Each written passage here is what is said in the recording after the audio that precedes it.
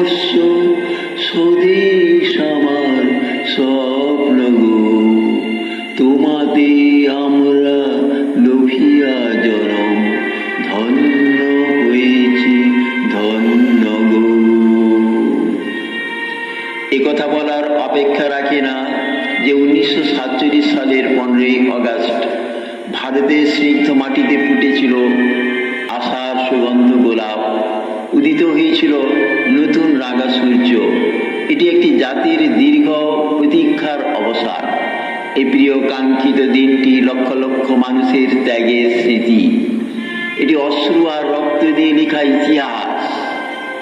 14ই August রাত পেরিয়ে যখন আসছে 15ই আগস্ট 1947, আর সেই মধ্যরাতে পণ্ডিত জওহরলাল নেহরু বললেন, যখন পৃথিবী ঘুমিয়ে থাকবে মধ্যরাতে সেই মুহূর্তে ভারত জেগে উঠবে জীবন ও স্বাধীনতার জন্য। 2 শতাব্দীর ব্রিটিশ শাসনের পর একটি জাতির জেগে ওঠার ঘোষণা ভাবা যায় না।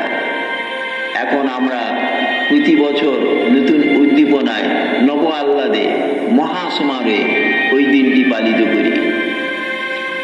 তখন পৃথিবীর একমাত্র আইন ছিল মাইট ইজ রাইট, অর্থাৎ জোর যার মূল্যতার, মানে শক্তির প্রমাণ দিয়ে টিকে থাকা বা নিজের সম্পদ ও এলাকা বৃদ্ধি করা।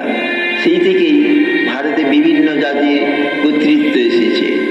কেউ এসে ভারতে লুট করে নিয়ে গেছে, কারণ ধনধান্যে পুষ্পে ভরা এই দেশের প্রতি পৃথিবীর বিভিন্ন জাতির লিপ্সা ছিল প্রবল। তবু তাদের রাজত্বের অবসানকে আমরা স্বাধীনতা দিবস বলিনি।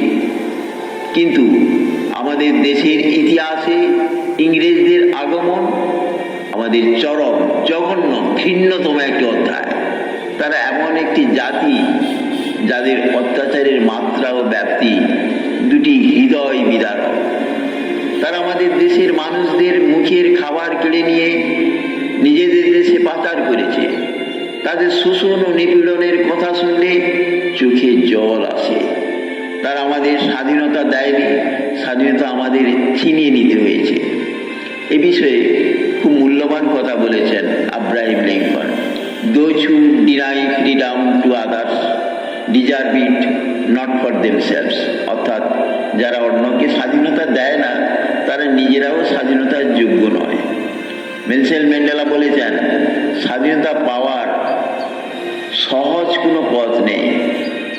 মৃত্যুর ছায়াভরা উপত্যকা দিয়ে যেতে হবে বারবার, যতক্ষণ না আমরা আমাদের আকাঙ্ক্ষার পর্বত চূড়ায় পৌঁছেছি।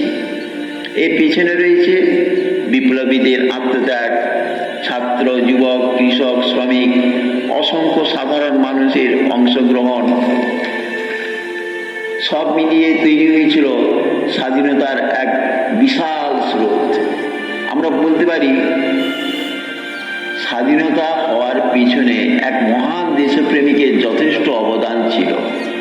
সেই মহান দেশপ্রেমিককে কিন্তু জেলে বন্দি করে রাখার কোনো ক্ষমতাই ব্রিটিশের ছিল না।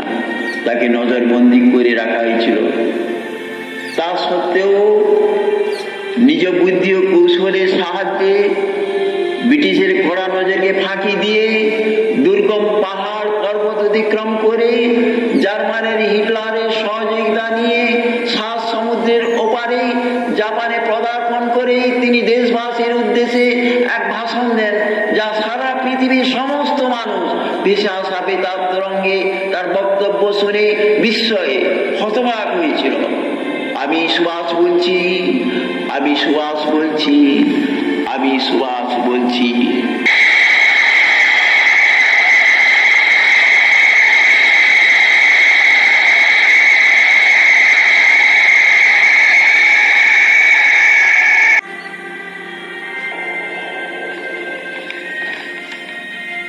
ইংরেজরা বুঝে নিয়েছিল ভারতের উপর তাদের আধিপত্য আর কোনোভাবেই টিকে থাকবে না।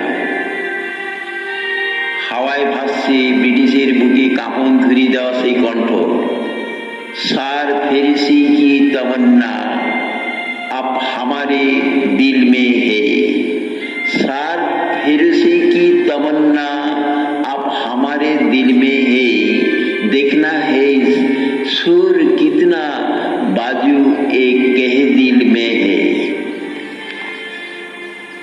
মহান নেতার ত্যাগের ফলে আজ আমরা স্বাধীন বাতাসে নিঃশ্বাস নিতে পারছি। সেই মহান নেতাজির উদ্দেশ্যে কথাশিল্পী শরৎচন্দ্রের কলম ইতিহাসের পাতায় পাতায় স্বর্ণাক্ষরে লেখা হয়েছিল, তুমি তো আমাদের মতন সোজা মানুষ নও, তুমি দেশের জন্য সমস্ত দিয়াছ, তাই তো দেশের খেয়াতরি তোমাকে বইতে পারে না, সাঁতার দিয়া তোমাকে পদ্মা পার হইতে হয়, তাই তো দেশের রাজপথ তোমার কাছে রুদ্ধ, দুর্গম পাহাড় পর্বত তোমাকে ডিগাইয়া চলিতে হয়, কোন বিস্মৃত অতীতেই তোমার জন্যই তো প্রথম শৃঙ্খল রচিত হইয়াছিল, কারাগার তো শুধু তোমাকে মনে করিয়াই প্রথম নির্মিত হইয়াছিল, সেই তো তোমার গর্ব, তোমাকে অবহেলা করিবে স্বার্থকার। এই যে অগণিত প্রহরী, এই যে বিপুল সৈন্যভার, সে তো কেবল তোমারই জন্য, দুঃখের দুঃসহ গুরুভার বইতে তুমি পারো বলিয়াই তো ভগবান এত বড় বোঝা তোমারই স্কন্ধে অর্পণ করিয়াছেন। মুক্তিপথের অগ্রদূত, পরাধীন দেশের হে রাজবিদ্রোহী, তোমাকে শতকোটি নমস্কার।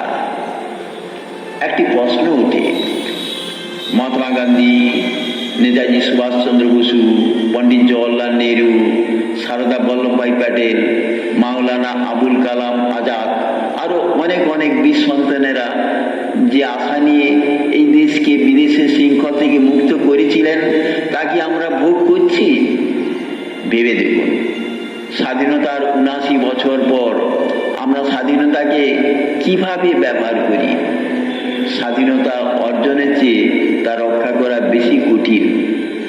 আমরা কি গুজব ছড়ানোর আগে সত্যতা যাচাই করি? আমরা কি অন্য ধর্ম, অন্য ভাষা, অন্য মতের মানুষকে সম্মান করি?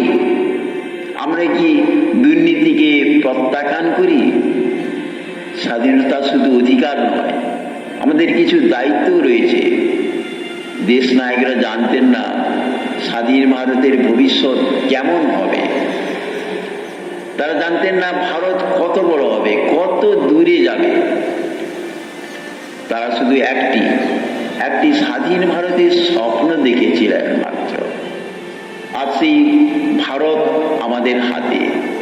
এতগুলো বীর শহীদের আত্মবলিদানকে কোনোভাবে ম্লান করে দেওয়া যায় না, কোনোভাবেই বলা চলে না এই আজাদি ঝুটা। হ্যাঁ, নতুন সুস্থ ও ন্যায্য স্বাধীনতার আশা বুকে জিয়ে রেখে আসুন আমরা কণ্ঠ জুড়ে গাই, সারে জাহা সে আচ্ছা হিন্দুস্তান হামারা, এবং বুক ফুলিয়ে কণ্ঠে কণ্ঠ মিলিয়ে বলি, বলো বলো বলো সবে, শতবিনা রেণু রবে, ভারত আবার জগৎ সবাই শ্রেষ্ঠ আসন লবে।